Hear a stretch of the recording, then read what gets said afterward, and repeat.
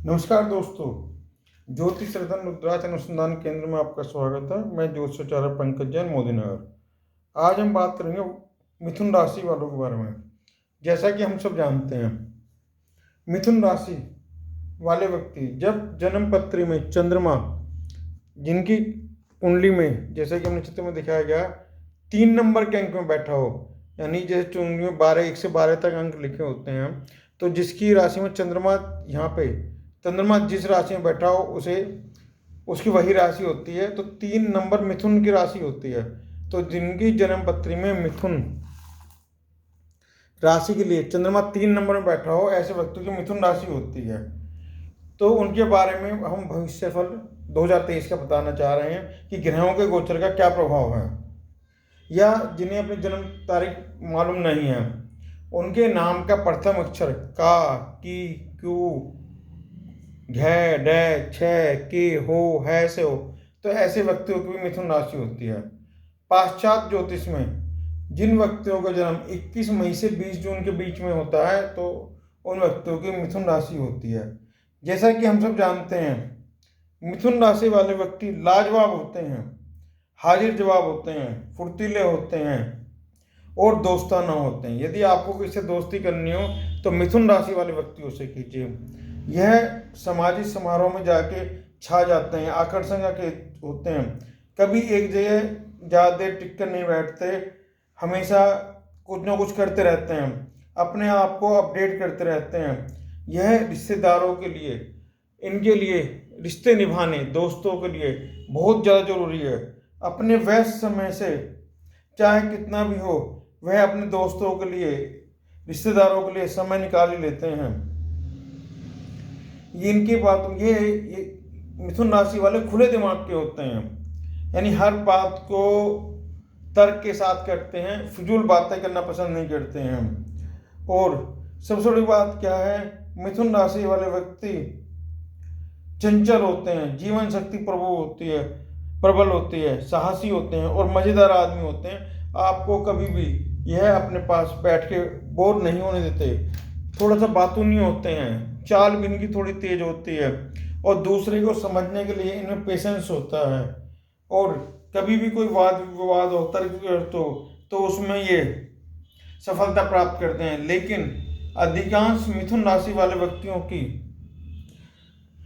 पत्नी थोड़ा सा बीमार रहती है या मानसिक तनाव में रहती है, और गुरु इनका भाग्येश होने के कारण, जैसे 11 नंबर 9वें खाने में आ रहा है, तो इन व्यक्तियों का भाग्य 36 से 42 साल की उम्र में होती है। अब हम बात करते हैं वर्ष 2023 की। मिथुन राशि के लिए 2023 कैसा रहेगा।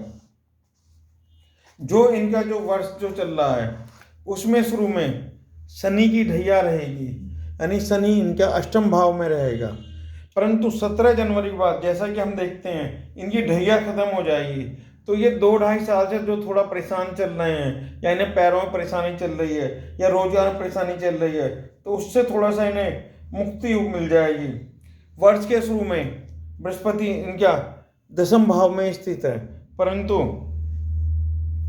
यह बृहस्पति इन्हें जब शनि 17 जनवरी के बाद निकल के भाग्य स्थान में पहुंच जाएंगे, तो आजीविका में, रोजगार में वृद्धि देगा और नए नए इनके पास अवसर आएंगे, और प्रमोशन के अवसर आएंगे और नई नई योजना बनेंगी। और यदि ये व्यापार करते हैं तो उसमें सफलता मिलेगी। यानी कि हम ये कह सकते हैं कि इनका जो है 17 जनवरी के बाद बहुत अच्छा समय आ रहा है, आने वाले 2.5 साल के लिए।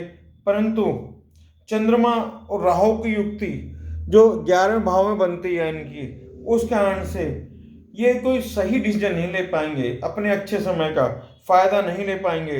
हमेशा हर आदमी को, जो भी इन पास कोई योजना लेके आएगा या कोई ऑफिस में बात होगी, दुकान बात होगी, शंका की दृष्टि से देखेंगे और मन थोड़ा सा भ्रमित ही रहेगा।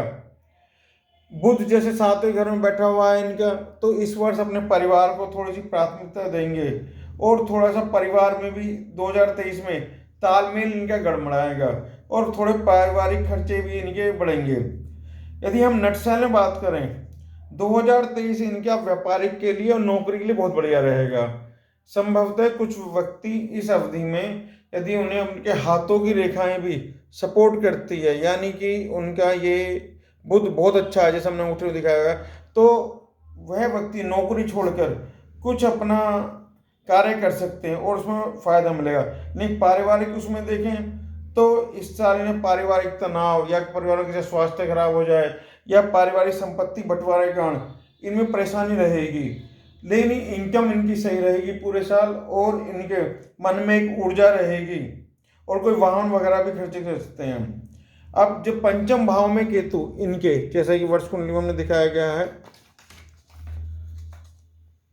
पंचम भाव में केतु यहाँ पे इनके 30 अक्टूबर तक रहेंगे। तो 30 अक्टूबर तक इनकी कोई संतान से संबंधित खर्चा बढ़ेगा, कोई संतान को हायर एजुकेशन के लिए मोटी फीस दे सकते हैं या किसी संतान का विवाह हो सकता है।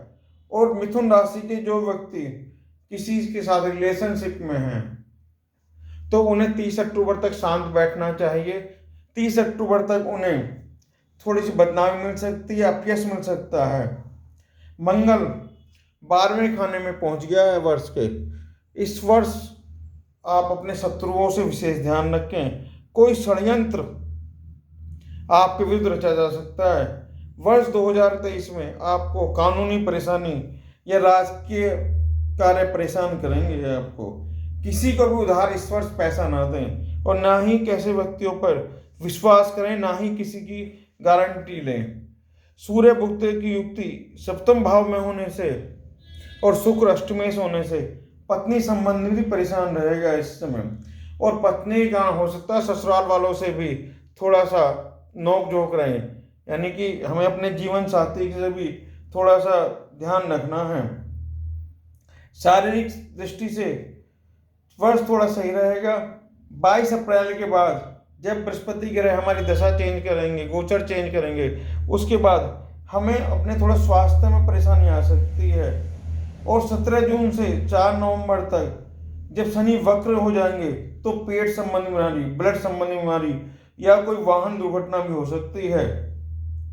मित्रों, इस वर्ष अपने स्वास्थ्य का, गुप्त शत्रुओं का और ससुराल का विशेष ध्यान रखें और काम काज पर विशेष ध्यान दें। कोई भी आपको यानी डिसीजन लेना है तो रिस्क लेना है तो आप ले सकते हैं इस वर्ष। और पत्नी का विशेष ध्यान रखें, क्योंकि पत्नी भी से भी इस वर्ष आपके खर्चे यानी पत्नी से भी थोड़े संबंध खराब होंगे। और इस वर्ष यदि आप कोई वाहन चलाना सीखना चाहते हैं या वाहन लेना चाहते हैं तो वाहन भी लेने के बहुत प्रयोग हैं। मित्रों, जन्म पत्री के साथ साथ हमारे हाथों की रेखाओं का भी जीवन में बहुत प्रभाव पड़ता है। जन्म पत्री तो जिस समय हम पैदा होते हैं उस समय का एक नक्शा है। अब हम कोई मान लो रतन रुद्राक्ष पहनते हैं या कोई रतन पहनते हैं, रुद्राक्ष पहनते हैं, तो उसका फर्क जो हम रतन पहनते हैं, जैसे मैंने ब्लू सफार पहना तो उसका फर्क मेरी इस रेखा पर पड़ जाएगा। या हम कोई व्रत करते हैं तो उसका फर्क हमारे हाथों की रेखाओं पर आते हैं। या हम जिस एटमॉस्फेयर में रहते हैं, यानी घर की हमारी वास्तु की एनर्जी क्या है, पॉजिटिव है, नेगेटिव है। यदि हमारे घर के बाहर कूड़ा पड़ा हुआ है या हमारे घर का उत्तर पूर्व में टॉयलेट है तो हमारा गुरु खराब हो जाएगा। यदि हमारे पश्चिम दिशा नीची है, पश्चिम दिशा में गड्ढा है, तो जैसे मिथुन राशि वालों का शनि भाग्येश है तो शनि खराब हो जाएगा। तो जन्म पत्री साथ आदमी के हाथों की रेखाओं और उसके रहने के स्थान, इवन उसके नाम का ही बहुत फर्क पड़ता है। अनेक व्यक्ति वो देखते हैं कि जैसे सुनील नाम है SUNIL लिखे देगा, कोई SUNIEL लिखेगा, कोई SUNEEL लिखेगा, तो नाम का भी जीवन पर बहुत फर्क पड़ता है। यानी ये सब चीज़ें एक दूसरे से मिली हुई हैं। यदि हम इनमें बैलेंसिंग करके करते हैं तो हमें सफलता प्राप्त होती है। अनेक बार हमारा भाग्य अच्छा है, जैसे मिथुन राशियों का भाग्य अच्छा है, उन्हें काम में तरक्की मिलेगी, परंतु कई बार कोई तंत्र बाधा कर देता है, हमारा कार्य बांध देता है, उसके कारण भी हमेशा परेशानी होती है। मित्रों, आपका भी अपने जीवन में जन्म पत्री के संबंध में कोई सवाल है, तंत्र के संबंध में कोई सवाल है, या आप ये जानना चाहते हैं कि हम पे कोई तंत्र बाधा की है नहीं की है, तो हम ऑरा स्कैनर के माध्यम से आपके घर पर ही अपने ऑफिस में बैठे बैठे वीडियो कॉल के माध्यम से चेक कर देंगे कि आपकी कोई दुकान बंधी हुई तो नहीं है, मकान बंधा हुआ तो नहीं है, या आप पे कोई तंत्र बाधा तो नहीं है, या आप अपने घर की वास्तु विजिट कराना चाहते हैं, या ऑनलाइन वास्तु दिखाना चाहते हैं, या अपना भविष्य जानना चाहते हैं हाथों की रेखा जन्म पत्री के आधार पे, तो आप ज्योतिषाचार्य पंकज जैन मोदी नगर को मोबाइल नंबर 8267894348 पर संपर्क कर सकते हैं। हमारा एक सवाल का जवाब निःशुल्क रहेगा। यदि आप विस्तार से जानना चाहेंगे तो उसके लिए आपको हमारी नाम मात्र फीस देनी होगी। मित्रों, आने वाले वीडियो में हम मिथुन राशि का प्रत्येक महीने का प्रत्येक दिन का आपको राशिफल बताएंगे। उससे आप जानकर अपने जीवन के महत्वपूर्ण डिसीजन ले सकते हैं कि किस दिन आपको क्या करना क्या नहीं करना, अपने ग्रहों के हिसाब से। धन्यवाद दोस्तों।